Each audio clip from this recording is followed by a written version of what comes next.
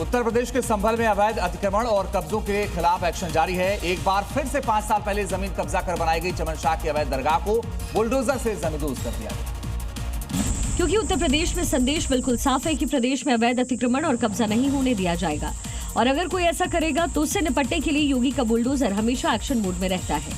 ठीक वैसे ही संभल में दिखाई दिया, क्योंकि शायद कब्जाधारियों ने योगी का मैसेज नहीं सुना।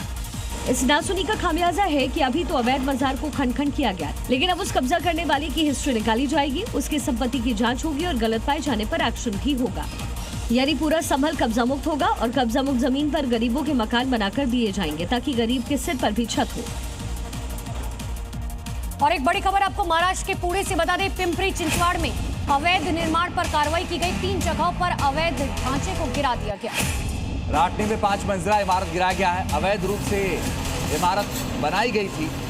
आपको बताएं कि अवैध निर्माण को अब ध्वस्त कर दिया गया। बुलडोजर कार्रवाई हुई है। दिल्ली के मालवीय नगर में एक होटल में हुए अग्निकांड के बाद सिस्टम नींद से जागा है। दिल्ली से लेकर मुंबई तक ऐसे होटल्स और बिल्डिंग पर कार्रवाई हो रही है जो नियम और कायदों की अनदेखी कर चल रहे हैं। ये बुलडोजर एक्शन इसलिए हो रहा है कि दिल्ली के मालवीय नगर जैसी घटना दोबारा कहीं ना हो, इसलिए प्रशासन की रडार पर वो होटल और बिल्डिंग है जहां पर नियम कायदों का पालन नहीं हुआ। इससे जहां भी कुछ अवैध नजर आ रहा है, फौरन एक्शन लिया जा रहा है। मुंबई के अंधेरी में दिल्ली में हुए हादसे से सबक लेते हुए होटल के अवैध निर्माण पर बुलडोजर चला। वहीं दिल्ली में भी अवैध बिल्डिंग पर ध्वस्तीकरण की कार्रवाई की गई। गिटोनी इलाके में 3 मंजिला बिल्डिंग पर बुलडोजर गरजा। इसके अलावा अतिक्रमण वाली कई दुकानों को सील किया गया।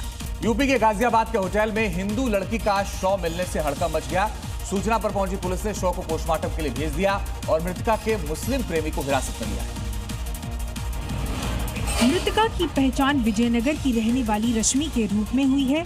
होटल के कमरे में शव मिलने के बाद कर्मचारियों ने तुरंत पुलिस को इसकी सूचना दी। पुलिस ने कमरे को कब्जे में लेकर तफ्तीश शुरू कर दी है। पुलिस ने मृतका के प्रेमी को हिरासत में भी लिया है, जिससे गुप्त स्थान पर पूछताछ की जा रही है। मौत से ठीक पहले रश्मि इसी युवक के संपर्क में थी। पुलिस हर एंगल से इस मिस्ट्री को डिकोड करने में जुटी है, लेकिन रश्मि की मौत का असली सच पोस्टमार्टम रिपोर्ट आने के बाद ही साफ होगा।